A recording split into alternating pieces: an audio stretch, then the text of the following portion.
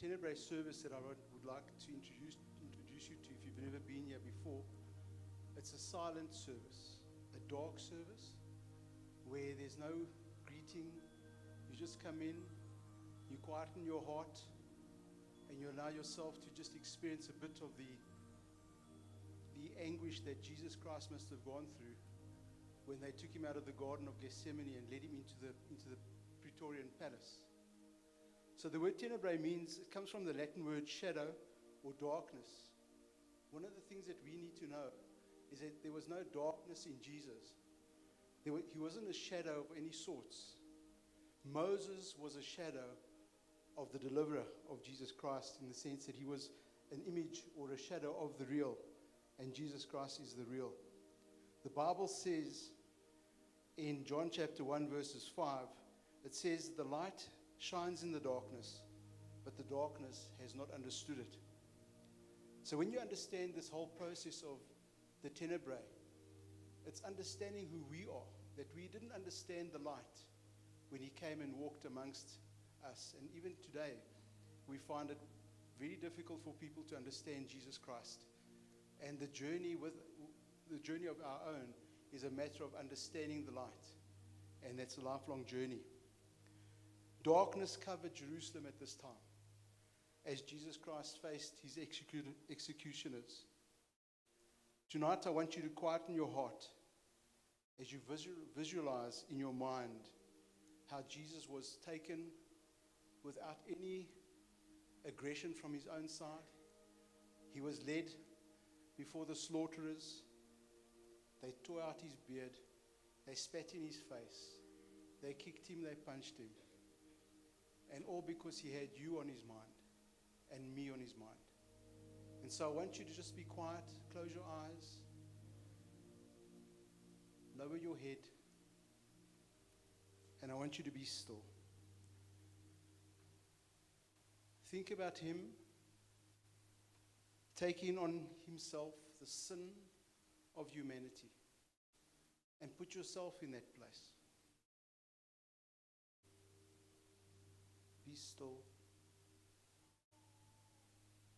Listen to the silence.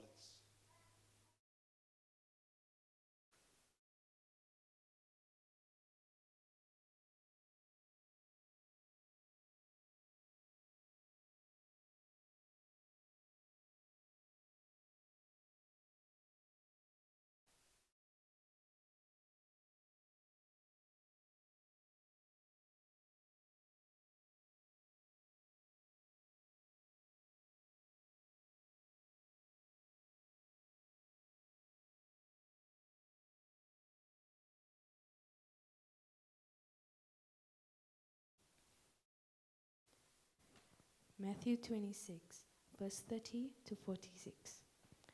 When they had sung a hymn, they went out to the Mount of Olives. Then Jesus told them, this very night you will all fall away on account of me.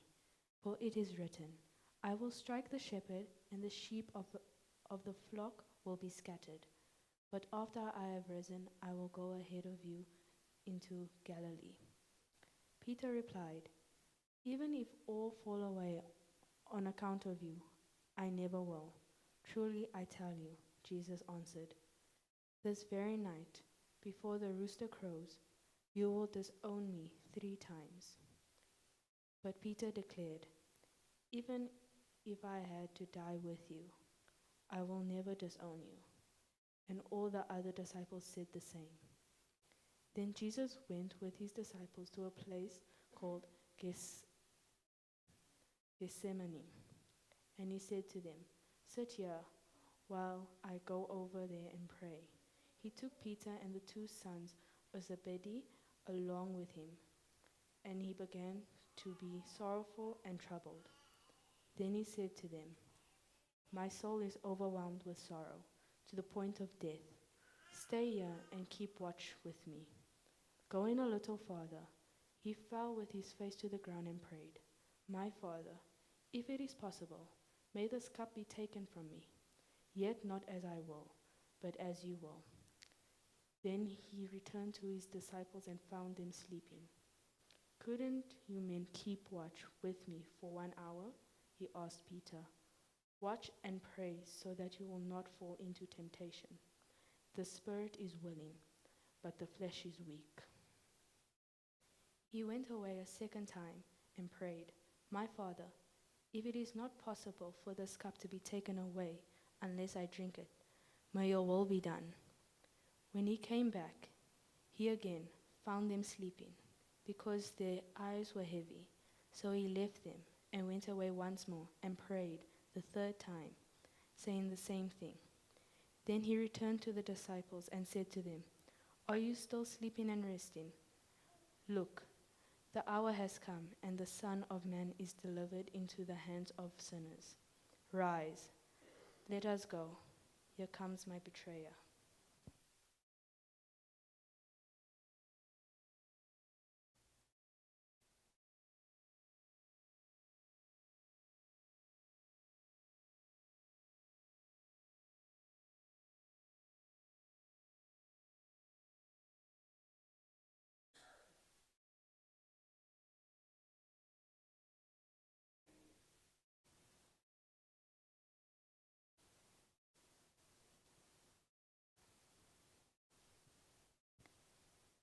While he was still speaking, Judas, one of the 12, arrived.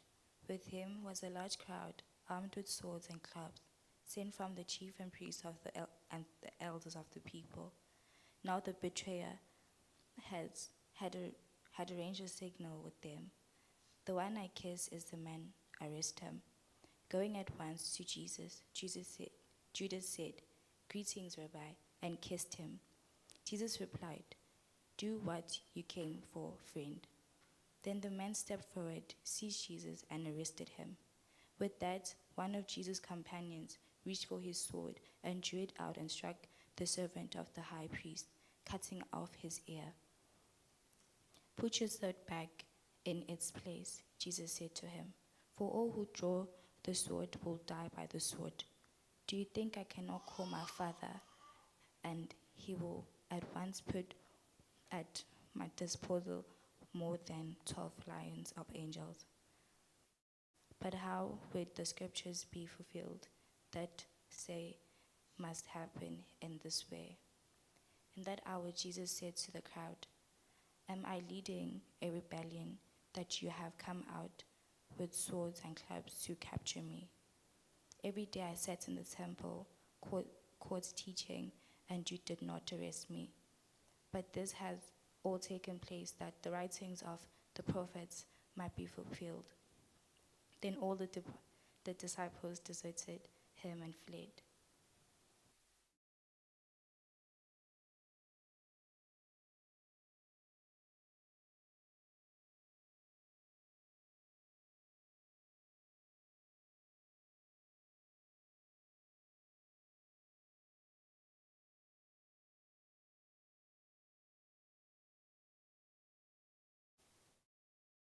Matthew 26, verse 57 to 75. And they had laid hold on Jesus, led him away to Caiaphas, the high priest, where the scribes and the elders were assembled. But Peter followed him afar off onto the high priest's place, and went in and sat the servants to see the end. Now the chief priests and the elders and all the councils saw false witness against Jesus to put him to death, but found none. Yea, though many false witnesses came yet, but they none. At last they came 2 false witnesses, and said, "This fellow said, I am able to destroy the temple of God and rebuild it in 3 days." And the high priest arose and said unto him, "Answerest thou nothing? What is it which these witnesses against thee?" But Jesus held his peace. And the high priest answered and said unto him, "I adjure thee by the living God, that thou tell us whether thou be the Christ, the Son of God." Jesus saith unto him, "Thou hast said, nevertheless I say unto you, hereafter shall ye see the Son of Man sitting on the right hand of power and coming into the clouds of heaven.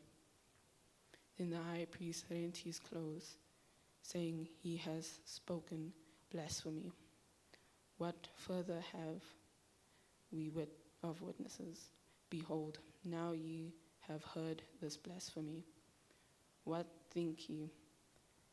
They answered and said, "He is guilty of death." Then did they spit in his face and buffeted him.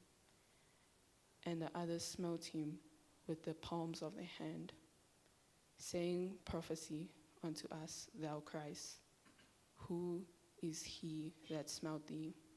Now Peter sat without in the place, and a damsel came unto him, saying, "Thou also wast with Jesus of Galilee."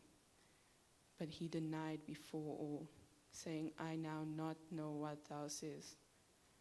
And when he was gone out into the porch, another maid saw him, and said unto them that this fellow was also with Jesus of Nazareth.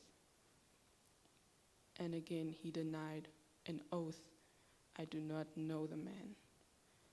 And after a while came unto him they that stood by, and to Peter, "Surely thou also art one of them, for thy speech beareth thee." Then began he to curse and to swear, saying, "I know not the man." And immediately the cock crew. And Peter remembered the word of Jesus, which said unto him, "Before the cock crow, thou shalt deny me thrice." And he went out and wept bitterly.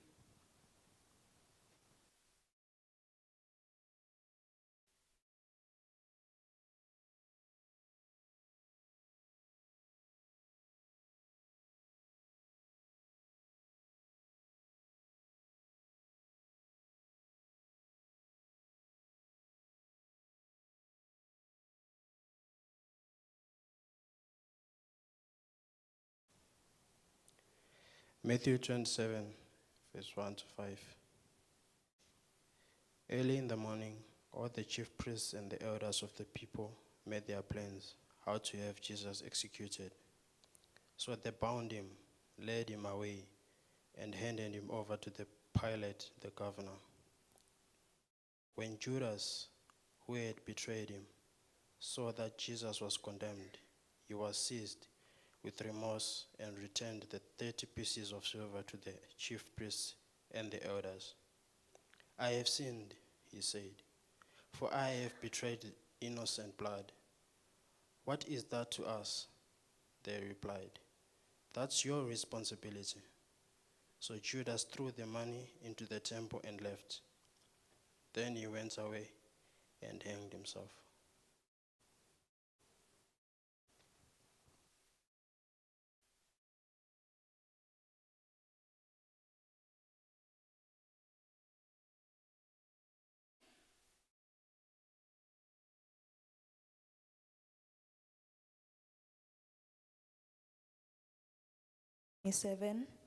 Matthew 27, verse 6 to 23. The chief priests picked up the coins and said, "It is against the law to put this into the treasury, since it is blood money." So they decided to use the money to buy the potter's field as a burial place for foreigners. That is why it has been called the field of blood to this day. Then what was spoken by Jeremiah the prophet was fulfilled. They took the 30 pieces of silver, the price set on him by the people of Israel. They used them to buy the potter's field, as the Lord commanded me. Meanwhile, Jesus stood before the governor, and the governor asked him, "Are you the king of the Jews?" "You have said so," Jesus replied.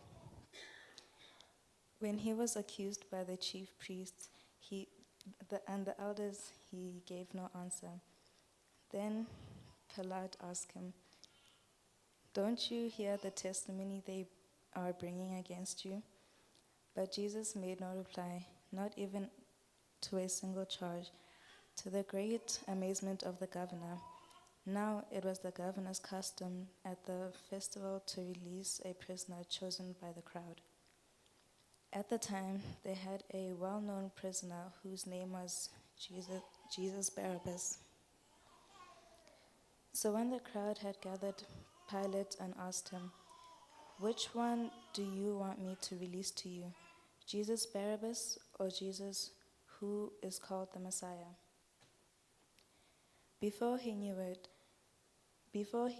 it was out of the self-interest that they had handed Jesus over to him.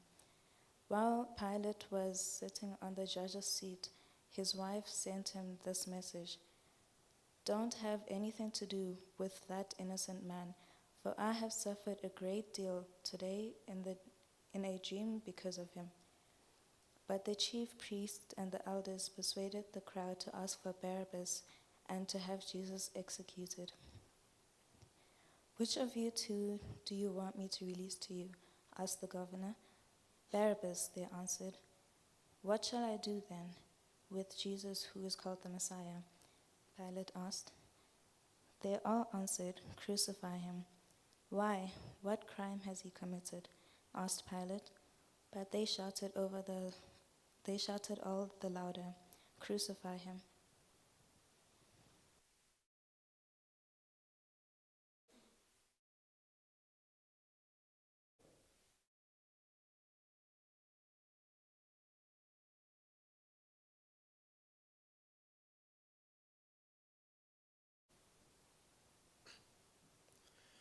When Pilate saw that he was getting nowhere, but that instead a brawl was starting, he took water and washed his hands in front of the crowd.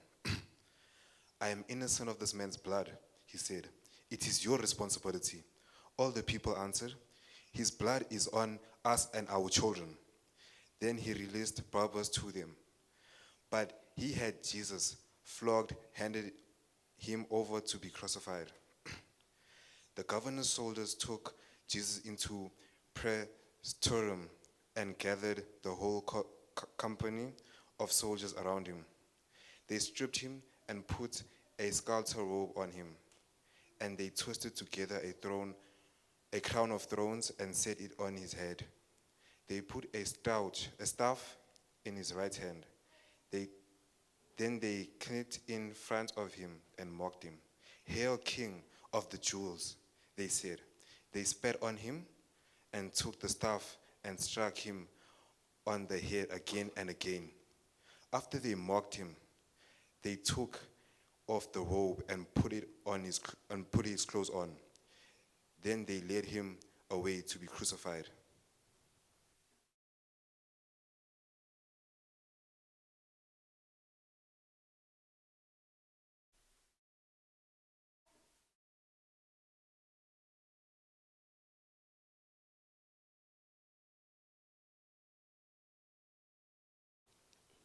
Matthew chapter 27, verse 33 to 44. As they were going out, they met a man from Cyrene named Simon, and they forced him to carry the cross. They came to a place called Golgotha, which means the place of the skull. There they offered Jesus wine to drink, mixed with gall. But after tasting it, he refused to drink it. When they had crucified him, they divided up his clothes by casting lots, and sitting down, they kept watch over him there. Above his head, they placed a written charge against him: "This is Jesus, the King of the Jews." 2 rebels were crucified with him, one on his right and one on his left. Those who passed by hurled insults at him, shaking their heads and saying, "You are who are going to destroy the temple and build it in 3 days. Save yourself. Count down from the cross if you are the Son of God." In the same way, the chiefs, the priests, and the teachers of the law and the elders mocked him. "He saved others," they said, "but he can't save himself. He's the King of Israel.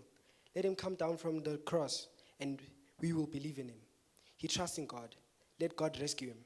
Now, if he wants him," for he said, "I am the Son of God." In the same way, the rebels who crucified with him also heaped insults on him.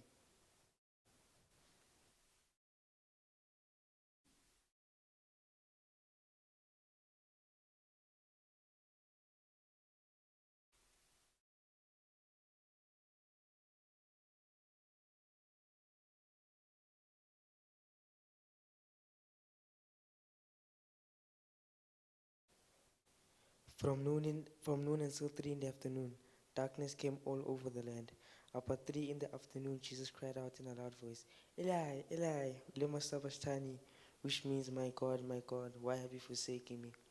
When some of those standing there heard this, they said, he's calling Elijah.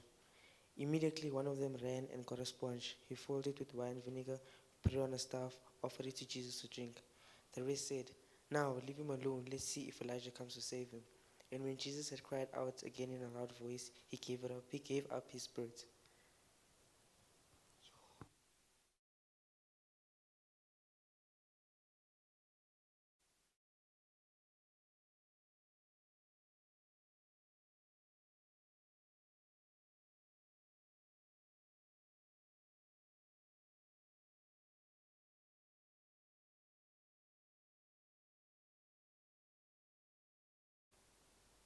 Matthew 27, verse 51 to 54.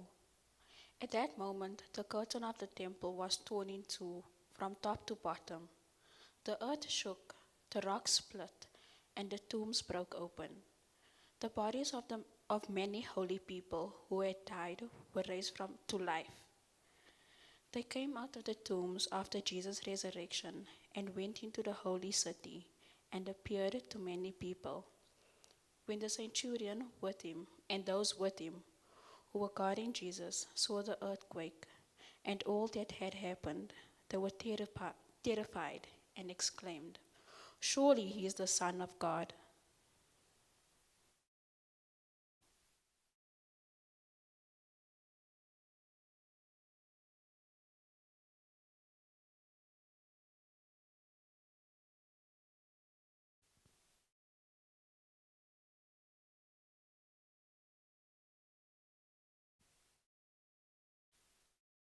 My God,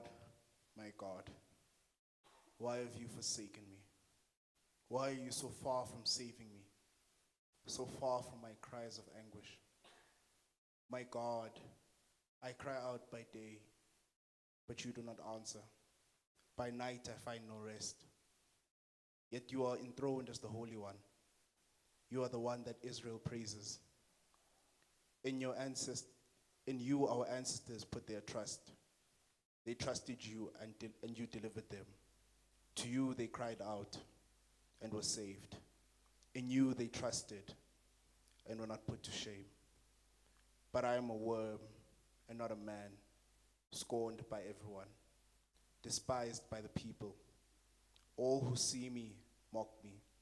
They hurl insults, shaking their heads. He trusted in the Lord, they say. Let the Lord rescue him. Let him deliver him, since he delights in him. Yet you brought me out of the womb. You made me trust in you, even at my mother's breast. From birth I was cast on you. From my mother's womb you have been my God. Do not be far from me, for trouble is near, and there is no one to help. Many bulls surround me. Strong bulls of Bashan encircle me. Roaring lions that tear their prey open their mouths wide against me. I am poured out like water, and all my bones are out of joint. My heart has turned to wax. It has melted within me. My mouth is dried up like a potsherd, and my tongue sticks to the roof of my mouth. You lay me in the dust of death. Dogs surround me. A pack of villains encircle me. They pierce my hands and my feet. All my bones are on display. People stare and gloat over me. They divide my clothes among them and cast lots for my garment. But you, Lord, do not be far from me. You are my strength. Come quickly and to help me. Deliver me from the sword, my precious life from the power of the dogs.